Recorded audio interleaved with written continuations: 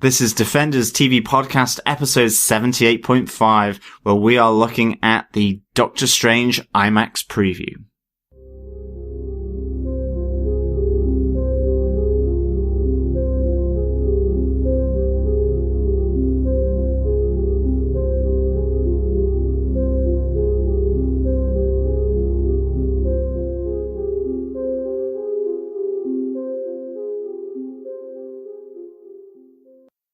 Welcome to the Nether Realm, Defenders. This is not Luke Cage, this is Doctor Strange, and we are about to take you into a spoiler-free preview of the IMAX preview of Doctor Strange that Derek and myself were lucky enough to attend in Dublin today.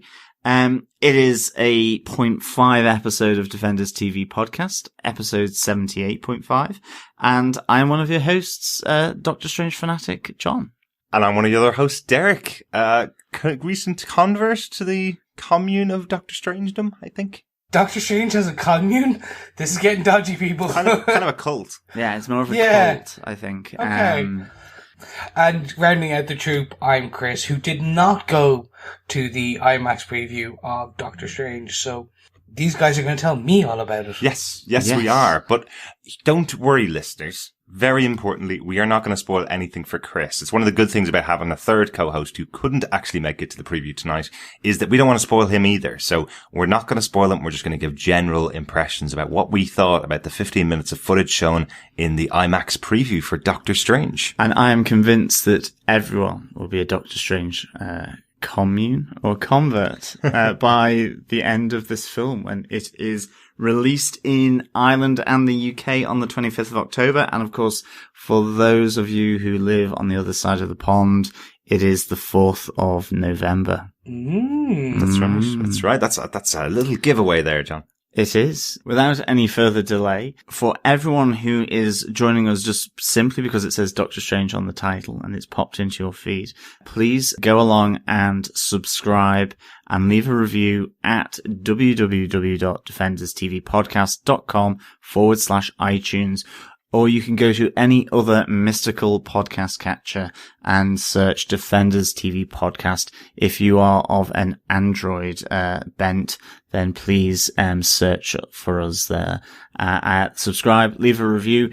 We will be back for obviously episode 79 of Defenders TV Podcast, where we will connect in with Luke Cage, Marvel Netflix's Luke Cage, episode 79. Yep, where we're talking about episode 5 just to get a rep.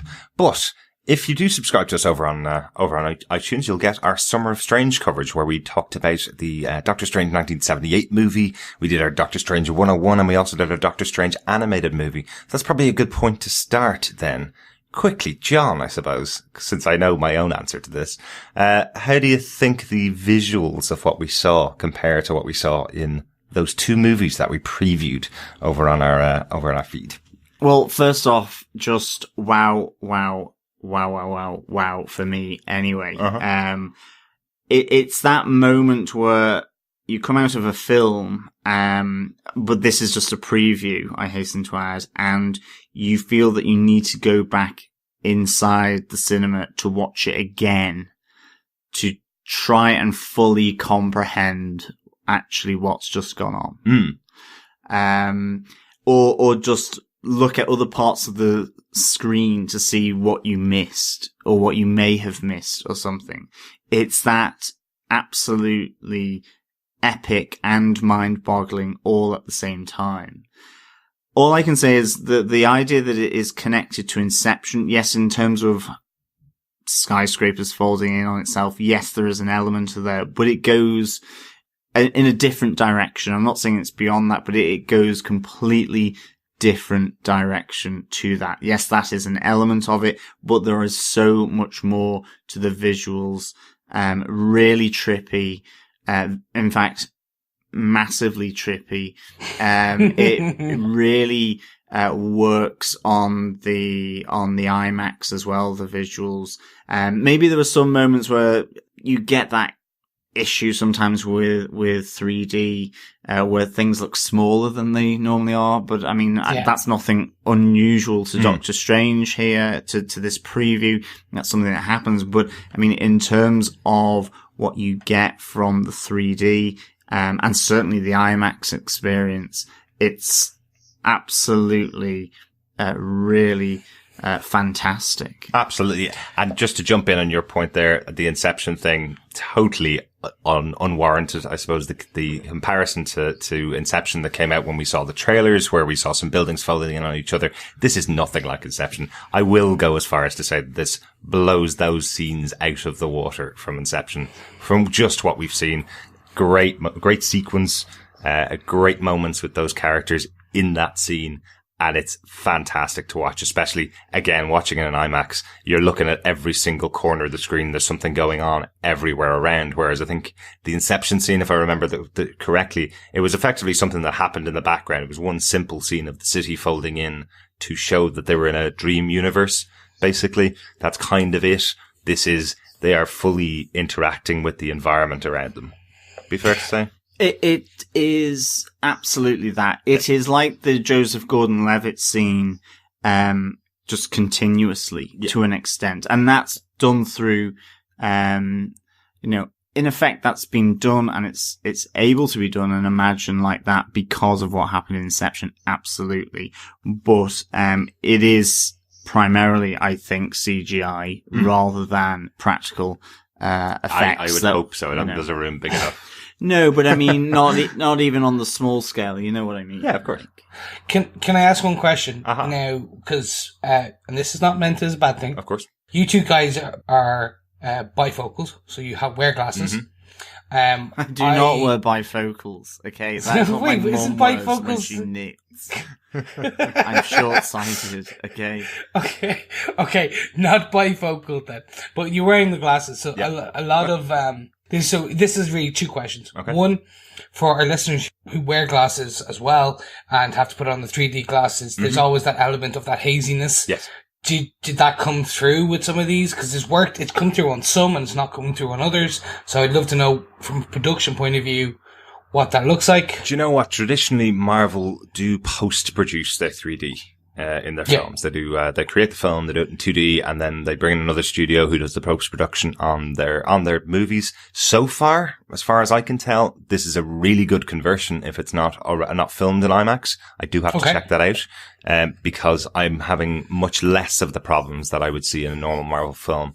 Although I've had really bad experiences with some of the IMAX experience, things like in Avengers: Age of Ultron, where remember, I think we talked about it on our review of Avengers: Age of Ultron, where things just weren't meshing together in scenes. Now, big caveat, obviously, is that this is specifically made as a preview for Doctor Strange to get people in to watch the movie. So they are probably cutting together just the IMAX scenes or some of the IMAX scenes. So a big caveat there. I don't know what the full experience of a 2-hour movie like this is. It sometimes phases in and out a little bit for me as a glasses wearer. You don't always get the exact focus that you would get if you have 20/20 vision, I presume. I've never had it, so I don't know. Yes, but even as a 20/20, sometimes that does happen as well. But it's, from knowing enough people who wear glasses as well, it's worse. A lot worse for glasses users. But this 3D experience, I'll say there's a great moment. Again, no spoilers, but a great moment where you're guided around the screen, where lots of things are going on all around you, and you really feel like you're inside it. I felt like I was inside it. I was looking at different corners of the screen with things going on in every corner, and trying to kind of be inside that area of the screen. So almost like virtual reality, almost that feeling of it.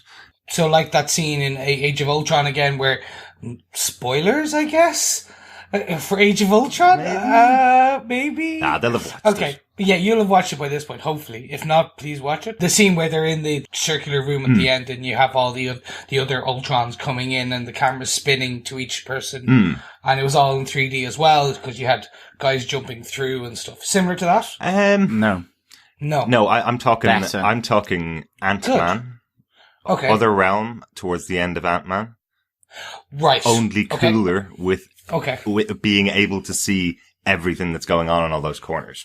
Yeah. So I feel the Ant-Man template is definitely being used in some of the scenes we saw in the preview. Yes, absolutely. Definitely but thought that. there's loads more added to it. And while that was the end of a film that was supposed to be a small movie, this is the fundamental part of Doctor Strange. So they've definitely concentrated a lot more on those visuals. Would that be accurate? Absolutely. There's definitely a little Ant-Man motif in the preview, which was very cool to see. Mm-hmm. And then there's a hell of a lot of other different motifs. Ultimately the visuals here are really mind-blowing. I mean, the preview was cut in a way that it wasn't just 15 minutes of A to B. It was A to B, then C to D. I don't know quite where they were placed within the movie. But I suppose for me, what it certainly did do is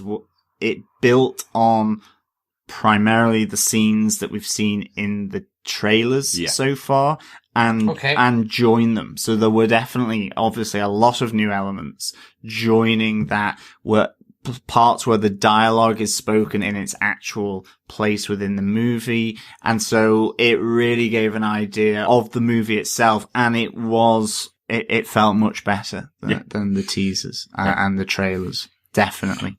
Can I talk about one extra element that has definitely been added for me on top of the stuff that we saw in the trailers and teasers and all that kind of stuff? One element that just hasn't come out for me in the past has been the sense of humor.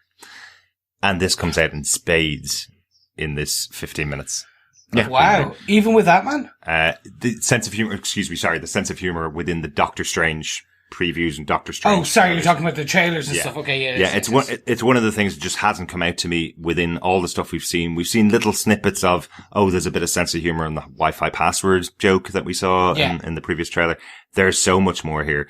Benedict Cumberbatch gets a good number of gags in here. The Ancient One gets a few. Wong gets a couple as well. There's some good dialogue here. There's some good banter between the characters that we've got on here. And definitely Benedict Cumberbatch is bringing his sense of humor to the role. Yeah, no, there's good humor here. Absolutely. And it's that humor as well, that I think you can relate to from maybe Sherlock or something as well, where, there's an element of up himself. But at the same time, it is actually genuinely funny. And I mean, it is part of the reason ultimately why they have, I was reading in Empire magazine, they did delay the filming of this to get Benedict Cumberbatch because of how he has portrayed, for example, like Sherlock, an aloof character, but still retain a humanity to him and keep an audience with him. Yeah. And I think that's the kind of humor that you get here as well. And I mean, that's props to the writers as much as to, Benedict Cumberbatch as an actor, but, and the supporting cast and how they play off him is. Rachel McAdams got a really good line. Yeah, she gets a really good line, in the preview. Hopefully more, obviously, than just one line. The humor throughout the preview was really a surprise, and it worked. It didn't feel out of place. Yeah. Because given all the visuals that we have, it kind of needs it. And I mean, there is also, Doctor Strange is this kind of solitary figure between the Avengers protecting the world from extraterrestrial threats and then the Masters of the Mystic Arts and him as the Sorcerer Supreme defending the world from interdimensional threats. And he is cast within the comics as a solitary sort of crusader or warrior, I suppose, protecting those boundaries of time and space and dimensions. And so I think you need to have that because it can get hugely serious otherwise. But it was some really good humor. Good. It's good to hear because the one thing we touched on briefly in one of our podcasts in the opening was that there was news that they were doing reshoots of the film. And that obviously reshoots is either a good thing or a bad thing. It's literally one or the other. In other words, they've done a test audience and go, they want to expand on something better or touch up something, before post-production, or they got to a point and went, eep, it's too dark, too solitary, etc., etc. So it's good to hear that they found that balance, because one of the things that obviously, I don't know, I think the Russo brothers probably do best is they marry, I should say, the humor elements of, say, Captain America, Civil War, with the kind of dark, somber moments of that as well. Yeah. But then with the Wi-Fi password, I wasn't sure if they were going to try and make an Ant-Man Doctor Strange. Right. If you understand my meaning. Yeah. In terms of, like, remember that Baskin Robbins scene? Uh-huh. I was hoping from the Wi-Fi password bit, I was like, oh no, we're going to get Doctor Strange in some surgical bit where it's literally, so that kid again is in there kind of job. No, I think again, we're talking preview here, and I think it feels like this footage obviously was put together quite a while ago by the marketing team to show off the visuals of Doctor Strange, but I'm just really glad that we saw a bit of humor in it as well, because I don't think the visuals alone are going to be what keeps people with this film. But I almost want to compare this to something like Avatar, where people will come out of seeing this type of footage and will go, you gotta go see this. You gotta go see this in 3D IMAX, because of how good the visuals are. I kind of had that on the tip of my tongue as well, and I didn't want to, because actually that was the only good thing about Avatar. That is true. Hey, Dancing with Wolves is a good... I'm sorry, not Dancing with Wolves. I know I've had conversations sort of in our Facebook group with people saying that the visuals have really got to step up. And yes, they do, I suppose. But there has to be a good storyline there, irrespective. Absolutely. I mean, if you just have visuals like you had with Avatar, it becomes pointless. And they are amazing visuals on that front. And I would hasten to say what Kevin Feige has been saying, that it is not like anything else within the Marvel Cinematic Universe. I think he's probably spot on after what we saw from a visual point of view. You know, Russo brothers, absolutely fantastic, but the level of warping and weaving and having to keep the audience sort of at least on an idea of what's going on is second to none. And it has action as well. In that world. And I mean, one of the things I'd say is that, you know, it's not just humor and visuals, but the action. So one of the things that really, it joins up, a few sequences that we see in the teaser trailer. I'm not going to say what they are, into the flowing, I think, fight or chase sequence that they're on. And it is really, really, really impressive. It's dynamic. It's interesting. Yeah. You're turned around. It's really, it's fast. It's dynamic. Really interesting. Yeah. The one question a lot of people have been asking about is the use and visual style of magic. Mm-hmm. So, obviously, without getting spoilers, so we've seen that kind of lightning, static electricity type look to the kind. Are they designs? The seals? How did the magic look? I think it looked pretty impressive. There was nothing particularly hugely new that's different from what we've seen in some of the previews, but it looks much better because you're seeing connected to what it's actually creating. So the visuals we've seen in the past are symbols in the air drawn by Doctor Strange or the Ancient One or Caecilius as well, where they're drawing images in the air that are causing something. That's kind of the visual we've seen. Whereas in the preview, what we're seeing is the effects of what they're drawing in the air. So those are spells that they're creating using their abilities. And then we're seeing the effects of what's happening. So whether that's creating possibly a weapon, or whether that's creating fire, or whether that's creating something to fight off an attacker, or creating a shield, for example. I suppose the difference between what we saw in those trailers was it was almost like they were just creating some pictures in the air, but you're seeing much more of the devastation that can be created by those shapes, I suppose. Those shapes that are representative of the incantations and so on. Yeah. I mean, like it's from what I can see, it's not really anything totally different. But you see them forming as they're doing their incantation. So there is one point where you see this shape building within and around the hand as they're doing the incantation. Yeah. That's cool. Yeah. Okay. So I'm bought into this point. Yeah, I think there's another thing that we can buy into as well, which you definitely see horror sensibilities coming from Scott Derrickson. You know, he's done The Exorcism of Emily Rose, he's done Sinister. Now, I'm not saying it's anything like them, but in terms of weird, freaky stuff, and it being in a Marvel film, I would say this is really pushing the envelope, at least for Marvel. And there were two scenes for me that really pushed a sensibility that I think ultimately comes from the director and ultimately comes from horror. And I mean, it will fit really well with the notion of dark dimensions and so on. And the fact that, you know, we do have a comparison between different dimensions that effectively are uplifting and nourishing and ones maybe that are the opposite of that. And I think in terms of that darkness that I think the director, Scott Derrickson, can put his own stamp on coming from a horror background, I would say we maybe caught two snippets within this preview that really show something very different from any other Marvel movie to date.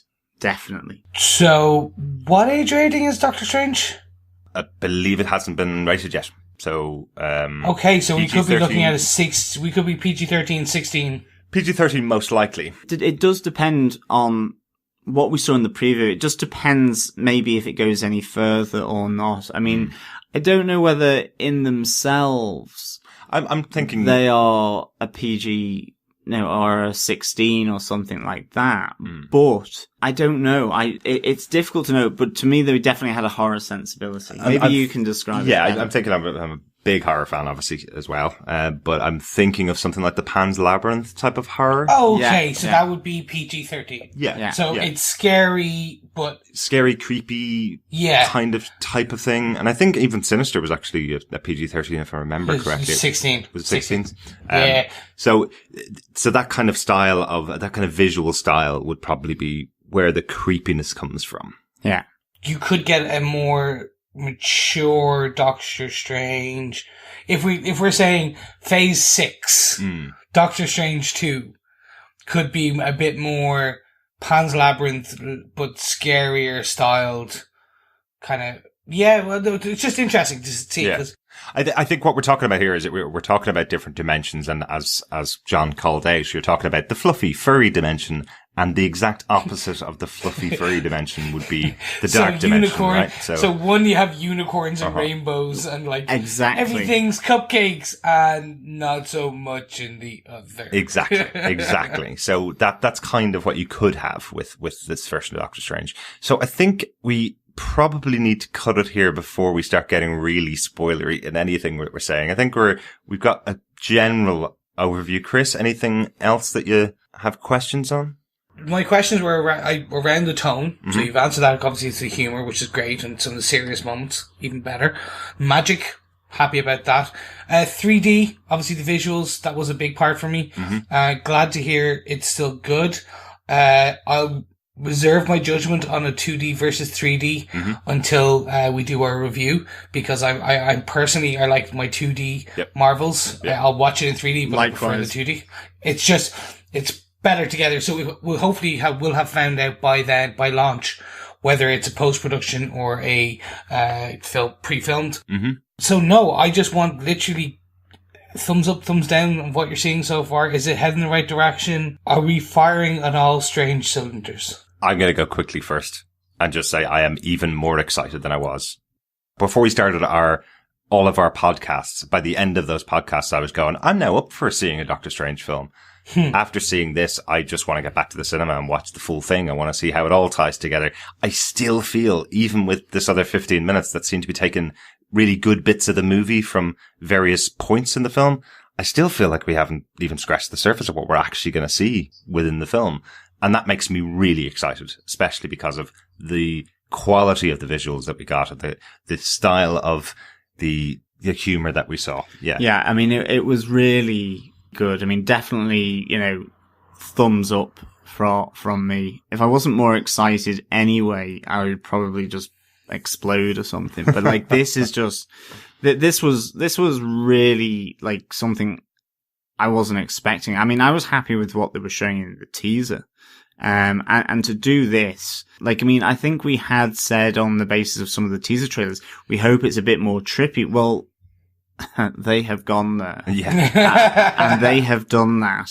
Or Scott Derrickson has, and his team and everyone involved. I just can't be more happy about that.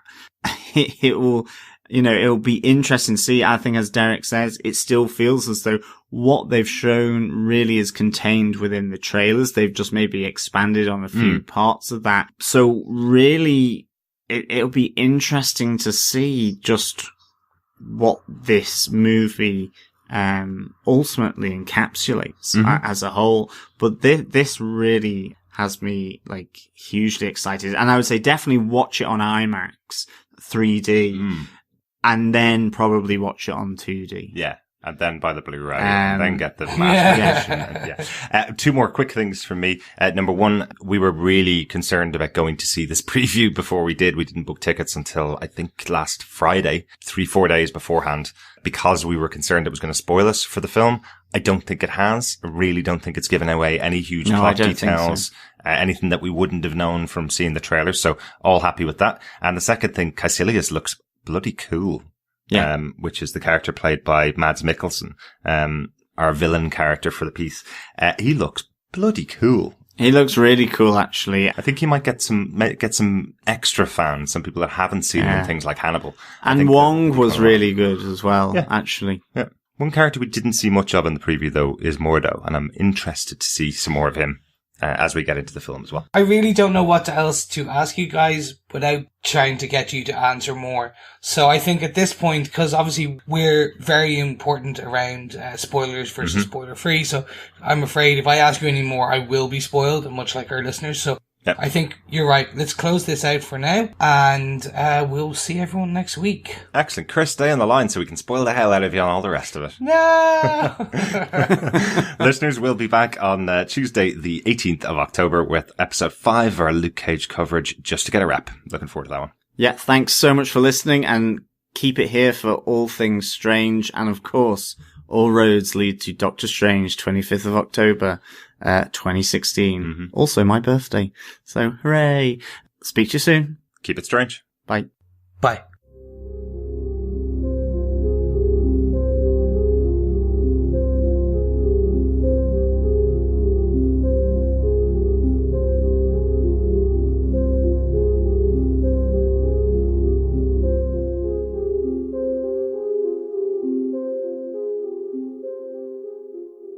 You have been listening to Defenders TV Podcast, a production of TV Podcast Industries. If you want to subscribe to the podcast, please go to www.defenderstvpodcast.com/iTunes and subscribe there, leave a review, or alternatively go to any other good podcast catcher and search Defenders TV Podcast for Android users. Leave a review, subscribe. This really helps independent podcasts to be found out by other interested listeners. Also share our podcast updates on Twitter, Facebook, Reddit, or any other social media platform. You can also join us on Twitter at DefendersCast. You can join us on Facebook, join our group at facebook.com/groups/Defenders TV Podcast. Come and join the community, enter into the discussion, leave comments and feedback. If you want to get involved in the podcast, you can leave feedback at feedback@defenderstvpodcast.com, or alternatively, you can leave a voicemail on our website at www.defenderstvpodcast.com. 90 seconds long and be an audio part of our podcast. As always, thank you so much for listening, and we will speak to you again soon.